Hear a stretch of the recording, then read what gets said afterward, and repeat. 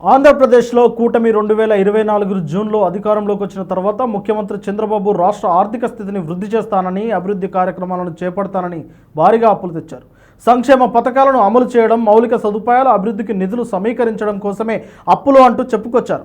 మాజీ ఆర్థిక మంత్రి బుగ్గన రాజేంద్రనాథ్ రెడ్డి ఆరోపణల ప్రకారం చంద్రబాబు నాయుడు నేతృత్వంలోని ఎన్డీఏ ప్రభుత్వం 2024 జూన్ నుంచి డిసెంబర్ వరకు 6 నెలల కాలంలో దాదాపు 1,12,750 కోట్ల అప్పులు తీసుకుంది. ఈ అప్పులు నెలవారీగా చూసుకుంటే జూన్ నెలలో 6,000 కోట్లు, జూలైలో 10,000 కోట్లు, ఇలా ప్రతి నెలలో 5,000 కోట్లకు తగ్గకుండా తీసుకొచ్చారు. అంతేకాకుండా అమరావతి రాజధాని నిర్మాణం కోసం 31,000 కోట్లు అప్పు తీసుకున్నారని బుగ్గన ఆరోపించారు. అయితే కేంద్ర ప్రభుత్వం కూడా ఆంధ్రప్రదేశ్ అభివృద్ధి కోసం 2024-25 ఆర్థిక సంవత్సరంలో 15,000 కోట్ల ఆర్థిక సాయాన్ని అందించింది. ఈ నిధులను అమరావతి రాజధాని నిర్మాణం కోసం, పోలవరం ప్రాజెక్టు నిర్మాణం కోసం ఉపయోగించుకోవాలని తేల్చింది. మరి బాబు సర్కార్ ఆ అప్పులను ఏ మేరకు దేనికి ఖర్చు చేసింది? రాష్ట్రంలో అభివృద్ధి ఎక్కడా అనే చర్చ సాగుతుంది. ఎన్టీఆర్ భరోసా పెన్షన్ల కింద నెలవారీ పెన్షన్ను 3,000 నుంచి 4,000కు పెంచారు. దీని ద్వారా 2,720 కోట్లు నెలవారీగా ఖర్చు చేస్తున్నారు. ఇక దీపం పథకం కింద ఇంటింటికి సంవత్సరానికి 3 ఉచిత గ్యాస్ సిలిండర్లు అందించే ఈ పథకం కోసం 2024-25లో 895 కోట్ల బడ్జెట్ను విడుదల చేశారు. అన్నా క్యాంటీన్ల పేరిట పేదల కోసం 204 అన్న క్యాంటీన్లను తిరిగి ప్రారంభించి దీనికోసం 240 కోట్లు కేటాయించారు.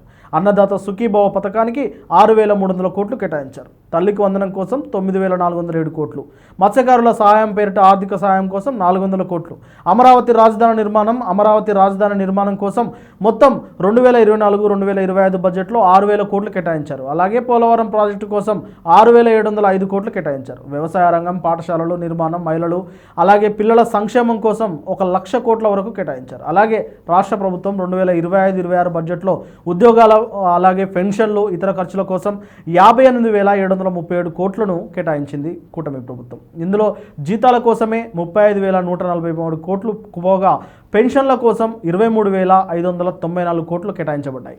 ఆంధ్రప్రదేశ్ రాష్ట్ర బడ్జెట్ 2025-26 ఆధారంగా మొత్తం బడ్జెట్ వ్యయం చూసుకున్నట్టయితే 3,22,359 కోట్లు. ఇందులో రెవెన్యూ వ్యయం 2,51,162 కోట్లు. ఇక క్యాపిటల్ వ్యయం చూసుకున్నట్టయితే 40,635 కోట్లు. ఈ వ్యయం సంక్షేమ పథకాలు, జీతాలు, పెన్షన్లు, అభివృద్ధి ప్రాజెక్టులు, ఇతర ఖర్చులను కవర్ చేస్తుంది.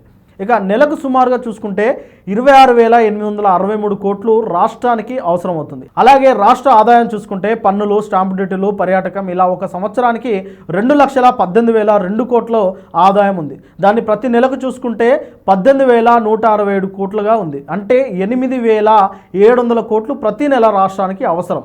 ఈ మొత్తాన్ని అప్పుల రూపంలో బాబు సర్కార్ తీసుకొస్తున్నారు. ఇలా చూసుకున్న సంవత్సరానికి 1,04,000 కోట్లు అప్పు అవుతుంది. ఇలాంటి నేపథ్యంలో రాష్ట్రాన్ని కూటమి ఏ విధంగా అభివృద్ధి చేయగలరు అంటూ విశ్లేషకులు అడుగుతున్నారు. చంద్రబాబు నాయుడు ప్రభుత్వం, గత వైసీపీ ప్రభుత్వం ఆ 9.74 లక్షల కోట్ల అప్పులను వదిలి వెళ్ళిందని, రాష్ట్రాన్ని ఆర్థిక సంక్షోభంలో నెట్టివేసిందని ఆరోపిస్తుంది. ఇప్పుడు బాబు ప్రభుత్వం అధికారంలోకి వచ్చిన ఏడాదికే 1,50,000 కోట్లు అప్పు తీసుకొచ్చింది. ఇది కాక కేంద్ర ప్రభుత్వంతో ఉన్న పొత్తులో భాగంగా గ్రాంట్లు తీసుకుంటున్నారు. అయినా కానీ అభివృద్ధిలో, సంక్షేమంలో పెద్దగా మార్పు లేదు. అభివృద్ధి అంటూ గొప్పలు చెప్పే బాబు అప్పులు తప్ప అభివృద్ధి ఏది అంటూ వైసీపీ ప్రశ్నిస్తుంది. అప్పుల గొప్పలు తప్ప ఏమీ లేదని అడుగుతుంది. ఒక ఏడాదికి 1,50,000 కోట్లు అప్పు అయితే 5 ఏళ్ల పాలనలో 7 లక్షల కోట్లకు పైగా అప్పు చేస్తారని విశ్లేషకులు జోస్యం చెప్తున్నారు. ఇలా చూసుకుంటే రాష్ట్రం మొత్తం అప్పులపాలవుతుంది తప్ప అభివృద్ధి ఎక్కడా ఉంటుంది అని చెప్పేసి వైసీపీ వర్గాలు ప్రశ్నిస్తున్నాయి. దీనికి అంతెక్కడ? ఈ ప్రభుత్వ కాలం అయిపోయేలోపు 13 నుండి 15 కోట్ల వరకు రాష్ట్రం అప్పు పడితే వచ్చే తరం పరిస్థితి ఏంటి అనేది విశ్లేషకులను కలవరపరుస్తుంది.